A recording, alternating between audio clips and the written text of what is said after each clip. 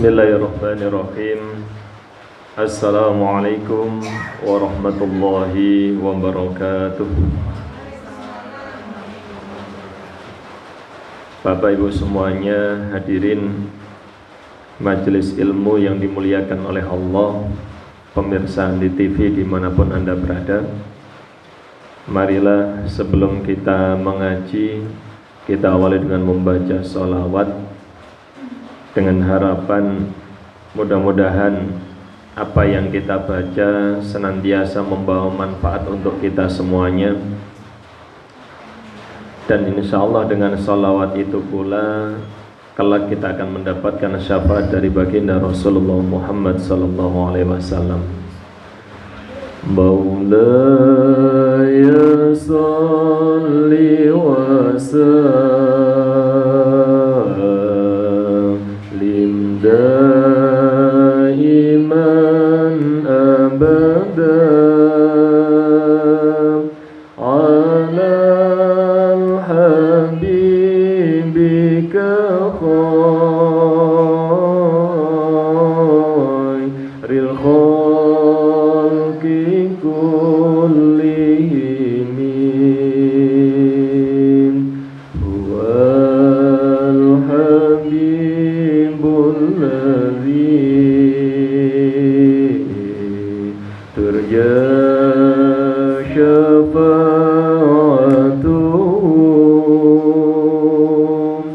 likulli hawli minal awali muqtahimin ya Rabbi bil Mustafa beliau maqasidana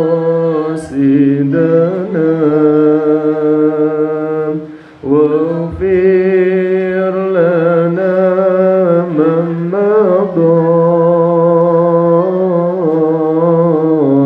ya wasi'a karamim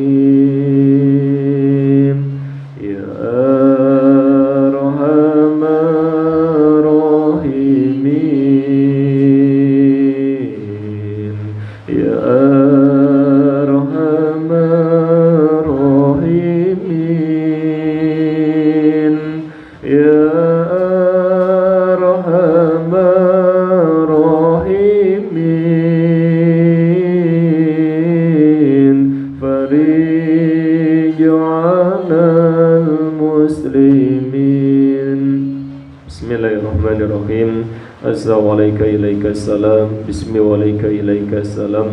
Afadallah kurudu fukri rahafafala kullul kulufina fatahatun ila hadratin Nabiul Mustafa Muhammadin sallallahu alaihi wasallam wa alihi wa azwajihi wa auladihi wa dhurriyyatihi khususan ila hadrati ikhwanihi minal anbiya'i wal mursalin wa sayyidina khulafai rasyidin wa tabi'in minat tabi'in minal awliya'i wa syuhada'i wa salihin wal mu'minin khususan ila kharidani thumma jami' ahlil kubur minal muslimin wal muslimat wal mu'minin wal mu'minat al ahya'i minhum wal amwat khususan ila abaina wa ummahatina wa jaddatina wa jaddatina wa masyayikhina wa asadidatina asadidatina wa liman ijtama'na hahuna bisababi khususan ila kharidani raidu fi. Seluruh yang hadir di majelis ilmu ini maupun yang mengikuti secara online dan keluarga kita dimanapun berada yang masih hidup, mudah-mudahan Allah panjangkan usianya, Allah karuniakan kesehatan, kemuliaan, kesejahteraan kepadanya, rezeki yang melimpah, ruah barokah, keluarga yang sakinah, mawaddah warahmah, anak keturunan yang salih dan salihah, dan diizinkan keluarga kita semuanya hadir di Mekah dan Madinah dalam melaksanakan ibadah umrah wal hajnya dalam keadaan sehat dan sempurna, diridai oleh Allah Subhanahu wa taala. Al-Fatihah. A'udzubillahi minasyaitonir rajim. Bismillahirrahmanirrahim. الرحيم الحمد لله رب العالمين الرحمن الرحيم مالك يوم الدين إياك نعبد وإياك نستعين اهدنا الصراط المستقيم صراط الذين أنعمت عليهم غير المغضوب عليهم ولا الضالين آمين. Diikuti doa untuk belajarnya. Bismillahirrahmanirrahim. Allahumma ilman nafi'a wa rizqan fahma wa amalan mutaqabbala wa shifaan min kulli da'in. Rabbi shrah li sadri wa yassir li amri wahlul 'uqdatam min lisani yafqahu qawli. Allahumma iftah alayya futuhal 'arifin bihikmatika wansur alayya rahmataka wa dhakkirna ma nasina ya dzal jalali wal ikram. Allahumma nawwir qalbi binuri hidayatika kama nawwartal arda binuri syamsika abadan abadan birahmatika ya arhamar rahimin. Alhamdulillah, alhamdulillahilladzi ala ni'matin kulli hal. Asyhadu an la ilaha illallah wa asyhadu anna Muhammadan abduhu wa rasuluh. Allahumma salli wa sallim wa barik ala sayyidina Muhammad wa ala alihi wa sahbihi ajma'in. Qala Allah ta'ala fi kitabihil karim, a'udzu billahi minasy syaithanir rajim. Bismillahirrahmanirrahim. La in syakartum la azidannakum wa la in kafartum inna 'adzabi lasyadid. Qala Rasulullah sallallahu alaihi wasallam, man salaka tariqan yaltamisu fihi ilman sahalallahu lahu tariqan ilal jannah. Al hadis au kama qala.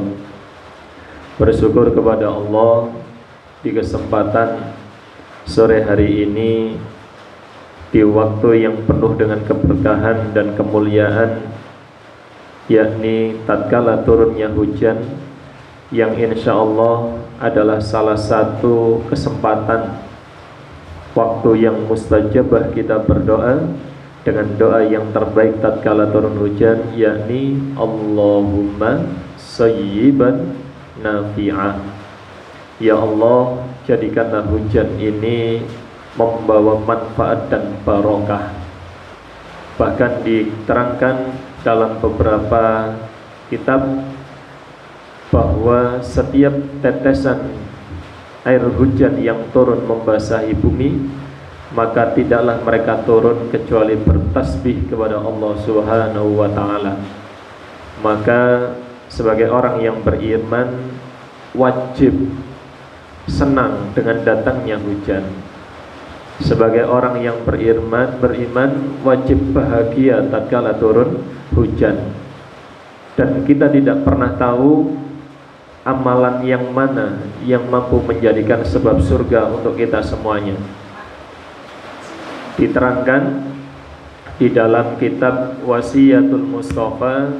Sebelum kita masuk kepada Al-Hikam, kitab ini adalah nasihatnya Rasulullah SAW kepada sahabatnya Ali bin Abi Thalib, yang saya kutip sebagai penyemangat untuk kita yang kemudian istiqomah menjaga kehadirannya di majelis ilmu. Suatu ketika diriwayatkan dari Ka'ab bin Al-Ahbar radhiyallahu an, dia berkata, sesungguhnya Allah di hari akhir nanti akan menghisap semua amal hamba, akan menghitung, akan menimbang amal-amal hamba. Maka apabila kejelekannya lebih berat daripada amal baiknya, maka dia akan digiring dan dimasukkan ke dalam neraka. Dan ketika mereka berjalan menuju neraka, maka Allah berkata kepada malaikat Jibril, "Hai Jibril, temuilah hambaku itu." Siapakah hambaku ini? Hamba yang nurut manut atas perintah Allah meskipun itu harus masuk neraka. Maka kemudian Jibril pun datang kepada si hamba tersebut. "Wahai fulan, aku diperintah oleh Allah mendatangi engkau dan menanyakan satu pertanyaan untukmu." "Apa itu malaikat?"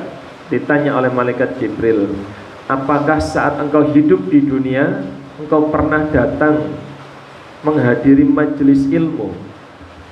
Maka kemudian orang ini pun menjawab, "Aku tidak pernah sekalipun hadir di majelis ilmu malaikat Jibril." Lalu kemudian Jibril pun kembali kepada Allah, "Ya Allah, orang itu tidak pernah hadir di majelis ilmu." Maka kemudian Allah pun memberikan pertanyaan yang kedua, "Wahai Jibril, jika memang dia tidak pernah datang ke majelis ilmu, maka tanyalah kembali, apakah semasa hidupnya orang itu cinta kepada ulama? Apakah orang itu merindukan pertemuan dengan ulama?"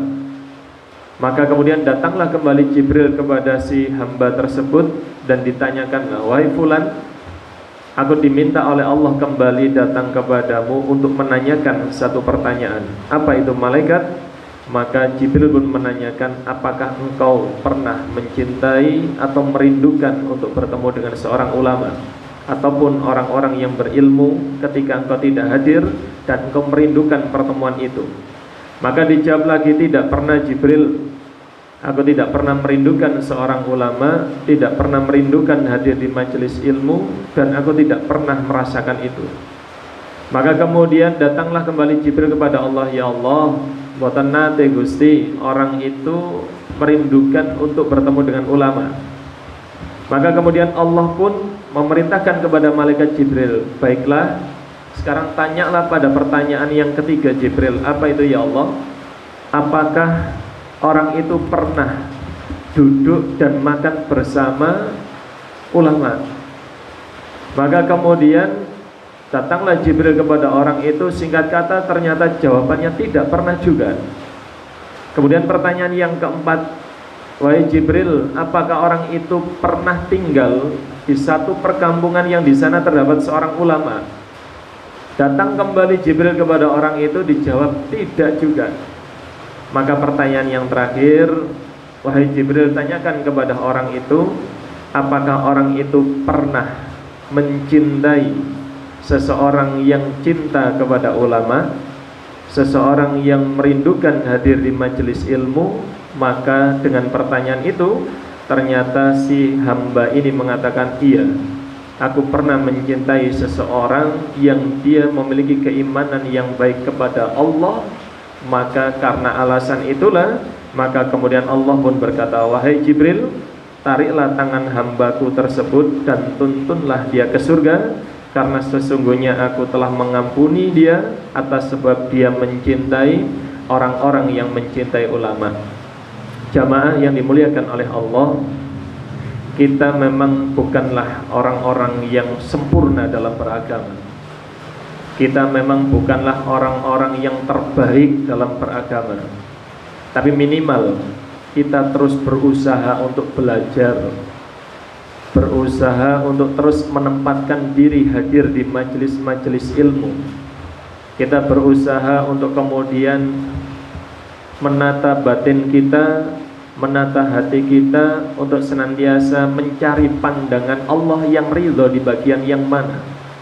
Kita terus berusaha untuk menyingkap segala hijab, segala pembatas, segala tabir-tabir, sehingga kita bisa memandang Allah dengan sebatas kemampuan kita.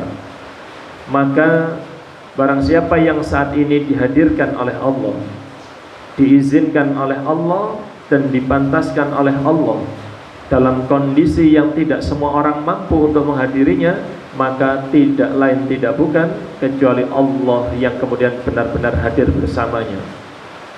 Maka kepada orang-orang yang seperti ini, ma'asyiral muslimin yang dimuliakan oleh Allah, patutlah kiranya memberikan ucapan selamat dengan ucapan salamun qaulam mir rabbir rahim, dengan ucapan selamat datang pada pintu-pintu kebahagiaan, pada pintu-pintu keselamatan, dan pada pintu-pintu mahabbah, kecintaan dalam penyatuan kepada Allah Subhanahu wa taala. Maka insyaallah mudah-mudahan kita yang kadang imannya naik kadang turun, al-imanu yazidu wa yanqus, mudah-mudahan yang turun-turun itu terobati, tertutupi dan tersempurnakan dengan amal ibadah kita di sore hari ini. Amin Allahumma amin. Dan saya lanjutkan, insyaallah kita mengaji al-hikamnya sudah sampai pada pasal yang ke-7 atau makalah yang ke-7. Bismillahirrahmanirrahim. La yushakkikannaka fil wa'di 'adamu wuqu'il maw'udi wa in ta'ayyana zamanuhu li alla yakuna dzalika qadhan fi basiratika wa ikhmadan li nuri sariratika. Yang artinya, hei manusia, kata Syekh Ibnu Athaillah, jangan sampai membolak-balikkan hatimu, jangan sampai membuat hatimu galau, khawatir, dan kemudian ragu. Atas apa? Atas janji-janji Allah yang sudah ditetapkan kepadamu, atas janji-janji Rasulullah yang disampaikan kepadamu, bahkan petunjuk-petunjuk yang datang kepadamu melalui para malaikat-malaikatnya, entah itu melalui firasat, entah itu melalui ucapan dari orang tua kita, orang-orang terdekat kita, ataupun orang-orang yang mukasyafah, yang terbuka pandangan batinnya atas setiap sesuatu yang akan terjadi. Maka Syekh Ibnu Athaillah mengatakan, jangan sampai ketika janji itu sudah datang, ketika janji-janji itu sudah tersampaikan, bahkan meskipun itu Allah yang kemudian menetapkan waktunya ataupun masanya, maka janganlah menjadikan hatimu menjadi orang yang ragu, menjadi orang yang kemudian khawatir, menjadi orang yang kemudian kecewa manakala ternyata tidak sesuai dengan waktu yang telah ditetapkan. Sederhananya begini, misalkan kita memiliki satu hajat, katakanlah hajat itu menjual tanah, katakanlah.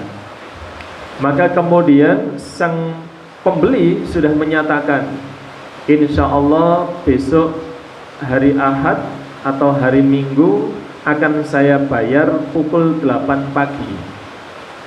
Maka ketika janji itu sudah ditetapkan, maka manusia biasa dengan segala kebutuhannya akan merasakan senang, akan merasakan bahagia, dan itu lumrah, dan itu boleh.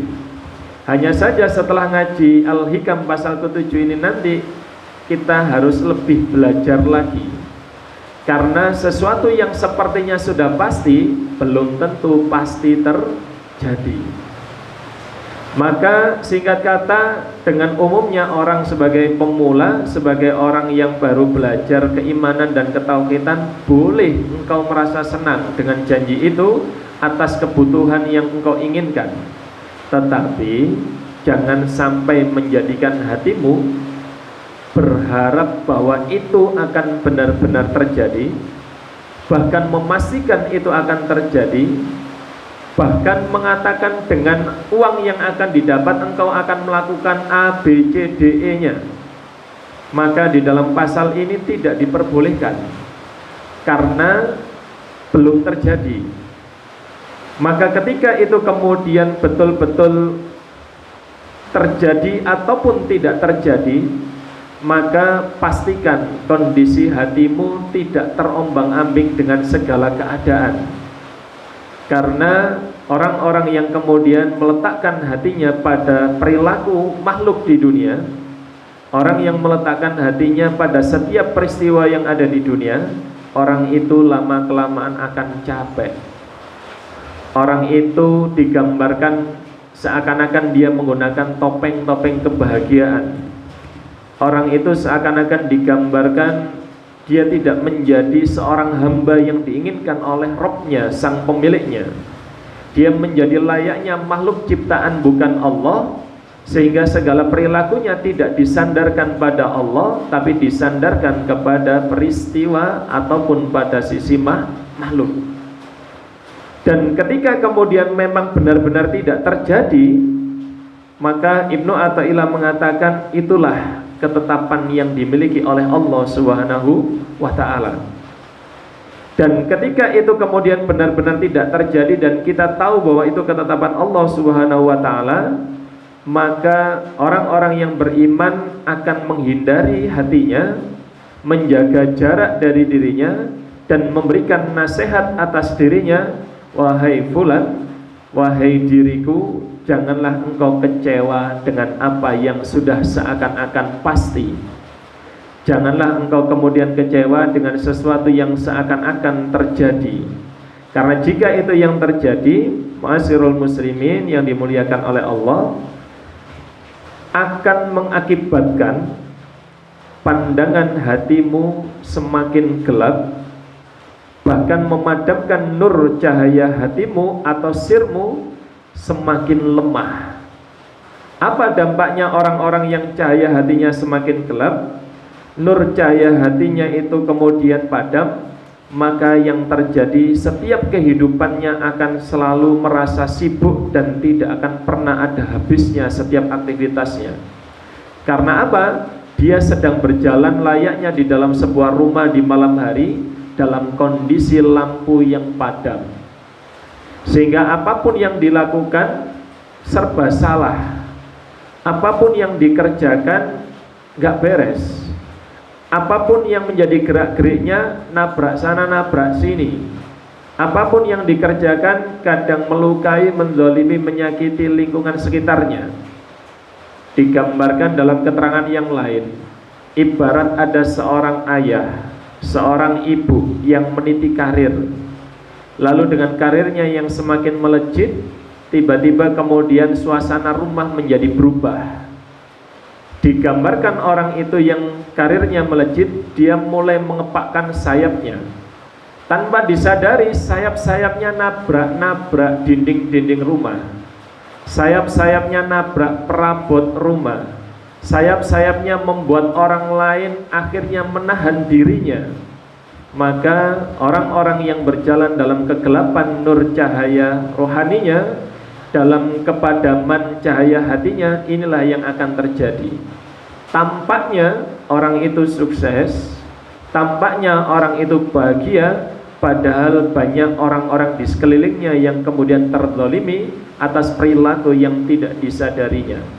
Oleh karena itu, Islam mengajarkan kepada kita untuk kemudian saling wa ta'awanu 'alal birri wat taqwa, saling wa tawasau bil haqqi wa tawasau bis sabr, saling untuk kemudian mengingatkan dalam kelembutan dan kesantunan, saling bergerak bersama, membantu sesama. Tujuannya adalah jangan sampai kita ini betul-betul berjalan dalam kegelapan, sehingga nasihat, saran dari orang lain ini kemudian tiba-tiba tuli dan kita tidak merasakan nasihat apapun dari Allah.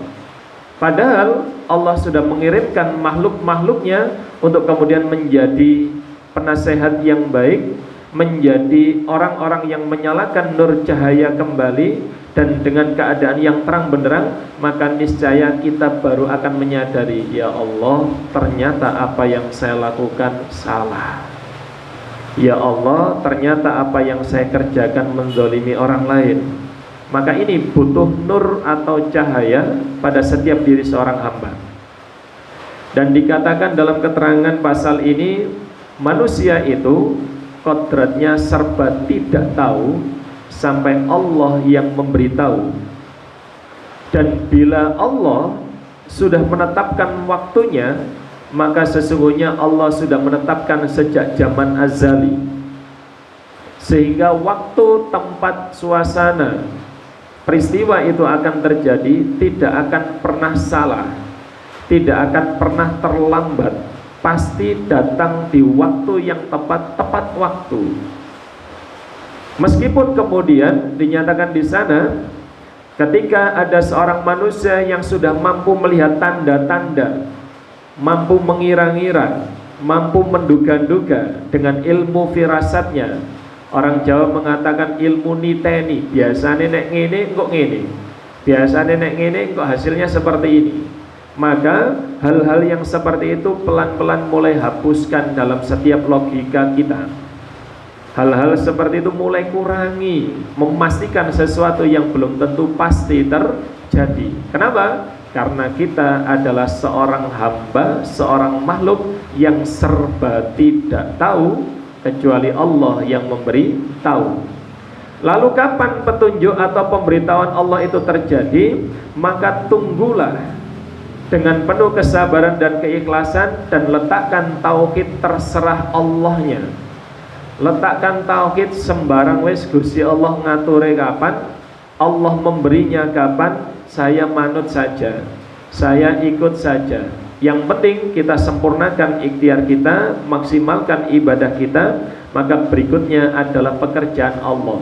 Dan jangan sekali-kali kita ini kemudian ngeriwui urusannya Allah, nyerimpeti apa yang menjadi pekerjaannya Allah, seakan-akan kita lebih tahu daripada Allah. Dan kalau itu yang terjadi, na'udzubillah tsumma na'udzubillah, Allah akan melepaskan, Allah akan kemudian mengizinkan. Kalau engkau memang mampu, lakukan.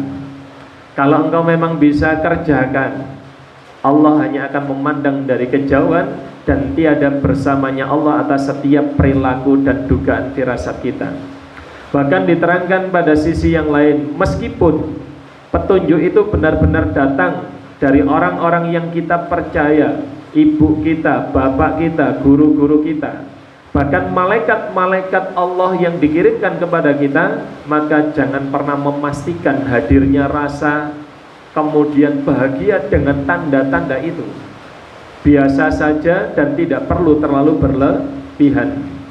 Bahkan apa yang terjadi pada diri kita pernah terjadi pada diri seorang yang sangat mulia, yang kelak akan memberikan syafaat, tiada lain tiada bukan, beliau adalah baginda Rasulullah Muhammad SAW. Diterangkan dalam peristiwa Sulhul Hudaybiyah, dalam peristiwa perang Hudaybiyah, ketika Rasulullah Muhammad SAW menceritakan mimpinya kepada para sahabat. Wahai sahabat, sesungguhnya sudah datang petunjuk dari Allah kepadaku, dan petunjuk itu mengatakan bahwa kita akan mampu melaksanakan ibadah di Mekah, melaksanakan ibadah umroh maupun haji dengan aman, tanpa adanya tekanan, tanpa adanya gangguan dari orang-orang kafir. Maka ketika mimpi itu diutarakan oleh Rasulullah kepada para sahabat, tentunya para sahabat bersuka cita. Alhamdulillah, ternyata pertolongan Allah telah datang. Alhamdulillah, ternyata petunjuk itu sudah turun. Dan yang mengatakan adalah Rasulullah, seseorang yang terkenal dengan gelarnya Al-Amin, orang yang jujur, seseorang yang memiliki gelar Siddiq, orang yang dapat dipercaya. Maka ketika itu terjadi, Masya Allah, ternyata apa yang dijanjikan oleh Allah kepada Rasulullah di tahun itu, bahwa orang Islam bisa melaksanakan ibadah umroh ataupun haji dengan keadaan yang aman, ternyata tidak terjadi.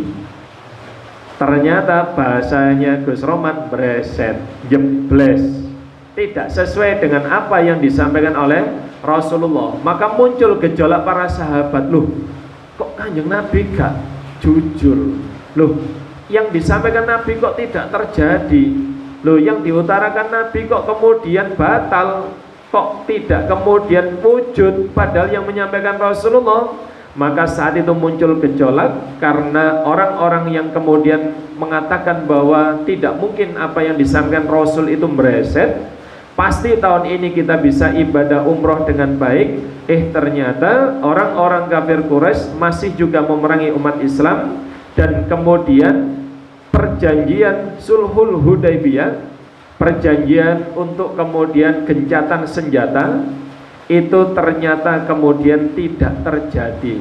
Maka saat itu sahabat Umar dan sahabat yang lain kecewa. Ya nopo sing Kanjeng Nabi jenengan iku terose tahun niki saged ibadah umroh. Terose kafir Quraisy niku pun boten ganggu.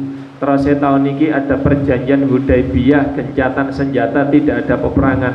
Kok masih ada peperangan, masih ada permusuhan, orang-orang kafir kok masih mengganggu kita? Maka kemudian Nabi pun mengatakan, wahai Umar, aku hanya hamba Allah dan utusannya, dan aku yakin Allah tidak akan mengabaikan apa yang menjadi keinginanku. Maka ma'asyiral muslimin yang dimuliakan oleh Allah, tingkatan kita saja itu kemudian kalau dijanjikan sesuatu hal, kita kadang sudah terasa bahagianya.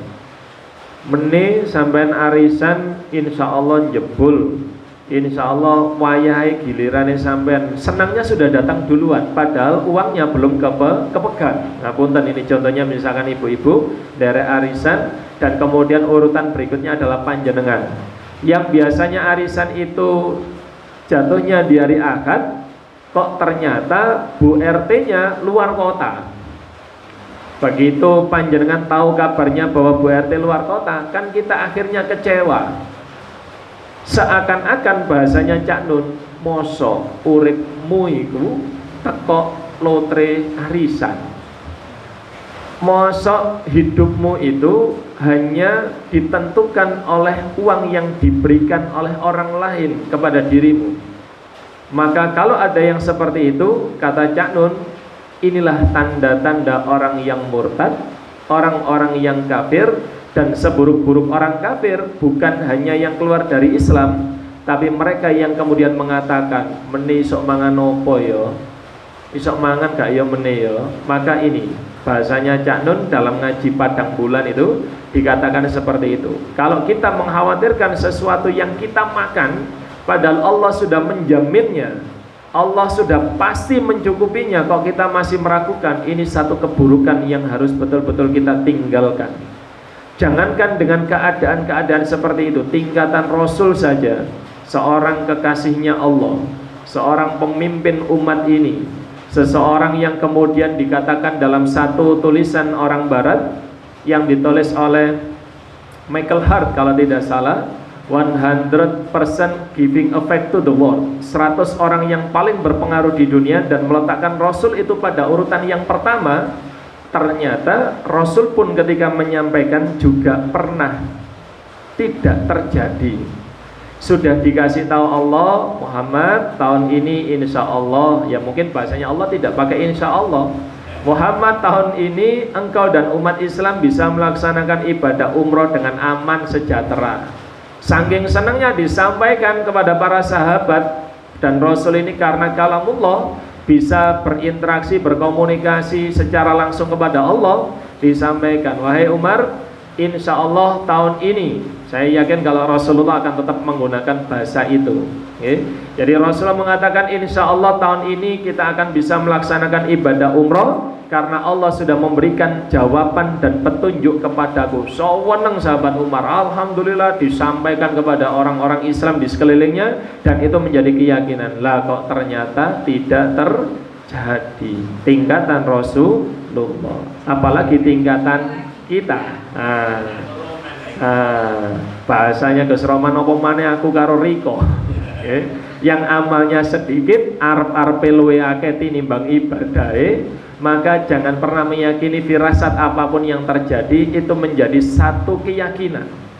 Boleh kita merasa alhamdulillah tanda-tanda itu sudah tampak, tapi kembalikan lagi pun terserah jenengan Allah, kapan saya ngikut saja. Kenapa? Kalau hati tidak diarahkan seperti itu, siap-siaplah kecewa, siap-siaplah kemudian napa cara bahasa gak ikhlas, gerundel ngerusulo seperti itu. Luala lah kok ngono, Dan kalau sudah kecewa, kalau iman pas tipis, wis ruang ngono, wis gak baleni maneh, ibadah gak karu-karuan lah kok ngono, gak cocok karo sing diucapno. Nah, ngapunten, kalau kepada makhluk masih boleh lah, kalau kepada Allah bahaya ucapan ini, mboten angsal, tidak boleh.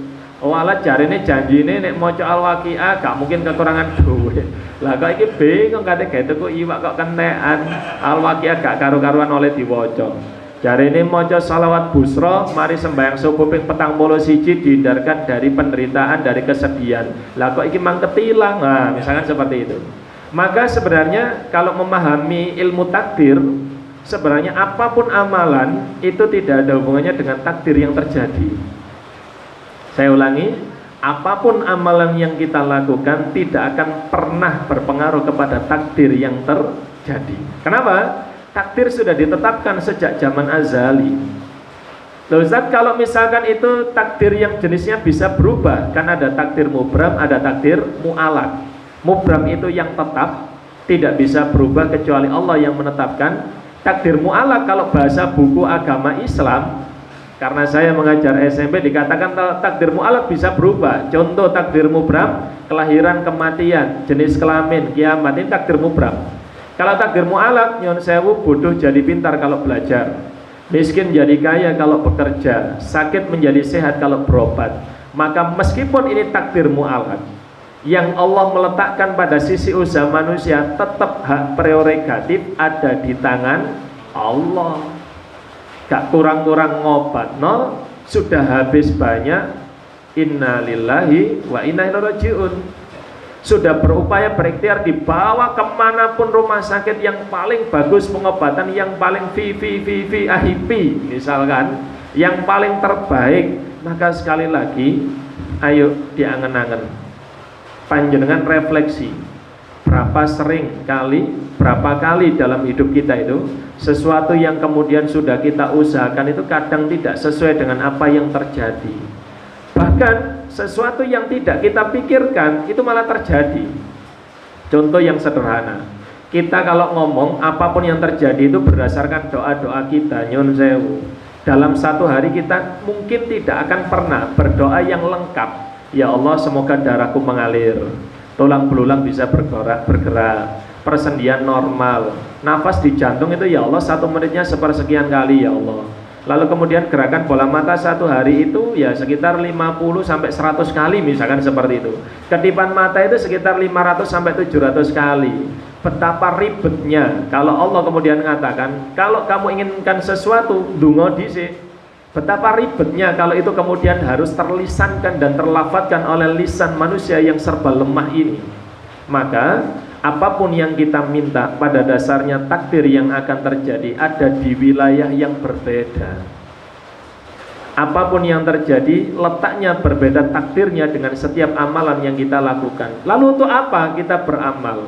Lalu untuk apa kita kemudian beribadah? Maka jawabannya, jika itu hanya untuk mengubah kehidupanmu, kok kayaknya Allah nggak penting untuk hidupmu.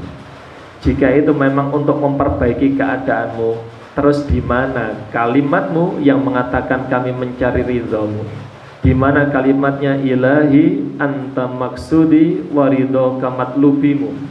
Hanya engkaulah yang ku maksud ya Allah, ridhomu yang kami tuju ya Allah. Di mana kalimat itu kalau kemudian engkau mengatakan aku beramal ini agar mendapatkan ini, aku beramal itu agar mendapatkan itu, maka layaknya Allah itu bukan seorang raja tapi hanya seorang pesuruh yang disuruh-suruh oleh seorang hamba. Makanya kita harus berhati-hati. Orang-orang yang akan selalu tenang dalam hidupnya tidak akan serba menghubungkan amalan yang dilakukan dengan dampaknya pada dirinya. Ketika beramal ya beramal saja. Cukup ridho dan cinta Allah itu menjadi obat atas semua masalah dalam hidup kita. Bukankah pakaian yang kotor itu butuhnya adalah sabun bukan parfum? Maka pengampunan Allah itu jauh lebih penting daripada kemuliaan yang ditunjukkan oleh Allah kepada setiap makhluknya. Tapi orang awam berkata, angel iki ketane, gak gampang ketane. Makanya sesuatu yang angel dan tidak mudah tidak banyak yang akan menempuh jalan sunyi ini. menempuh jalan sepi ini. Sebagaimana ngaji kita yang hadir saat ini, tidak akan banyak yang kemudian dihadirkan ke sini kecuali Allah yang memilih panjenengan. Panjenengan adalah orang-orang yang terpilih, bukan perkara kebetulan, karena di dunia ini tidak ada sesuatu yang kebetulan kecuali campur tangan Allah yang ada di dalamnya. Maka apa yang menjadi kebahagiaan hadirnya kita di tempat ini bukan perkara kemudian kita bisa bertemu bermuajahan. Sebagaimana yang saya sampaikan, hadir di majelis ilmu mampu menyelamatkan ke surga. Pada akhirnya ketika kita sudah sampai di sini, dan kalau sudah ada yang mencapai pada level bahwa terserah Allah lah apapun kehidupan saya manut saja ya Allah dengan apa yang Kau titipkan. Bahasanya Imam Ghazali, kalau kita sudah melebur dan sudah tidak ada diri kita lagi, maka itulah kebahagiaan yang sesungguhnya. Kalau sudah tidak tampak kepentingan kita lagi, maka itulah level kemakrifatan, pintu gerbangnya. Maka masyarul muslimin yang dimuliakan oleh Allah, sekali lagi sesuatu yang sudah dijanjikan siapapun itu, maka kalimat tauhidnya adalah terserah. Dan kita harus terus berlatih, harus terus belajar, karena tingkatan-tingkatan tidak akan pernah dicapai kalau tidak diawali dengan satu naiknya kaki kita ke tingkatan itu. Dan begitu kita sudah naik satu tingkat, ibarat tangga kita sudah naik satu kaki ke atas, maka pilihannya kita turun kembali dan memandang ke atas, ternyata masih jauh karena kita tidak bergerak, ataupun kemudian sudah semakin tampak, oh ternyata ujungnya sudah semakin dekat. Apa maknanya? Ujungnya adalah pada saat kita pulang kembali kepada Allah dalam keadaan husnul khotimah. Mudah-mudahan kita yang hadir di tempat ini dipantaskan, diizinkan oleh Allah bisa pulang kembali kepada Allah dalam keadaan husnul khotimah, dalam keadaan Allah memanggil kita dengan kalimat irji'i ila rabbiki radiyatan mardiyah fadkhuli fi ibadi wadkhuli jannati. Pulang kembali kepada Allah dalam keadaan tenang, dalam keadaan bahagia, dalam keadaan penuh dengan sifat mutmainnahnya, dalam keadaan ridho dan diridhai oleh Allah, ditempatkan di surga-surga yang diridhai olehnya. Mudah-mudahan Allah ridho atas apa yang kita dapat hari ini, dan semoga setiap ilmu menjadi amal, setiap amal menjadi kefahaman, dan setiap kefahaman menjadi satu perubahan menuju kebaikan, untuk kemudian kita kembali sadar bahwa kita hanyalah seorang hamba. Apapun yang terjadi terserah Allah. Mudah-mudahan manfaat barokah untuk kita semuanya. Allahumma fiq ila mitariq. Wassalamualaikum warahmatullahi wabarakatuh.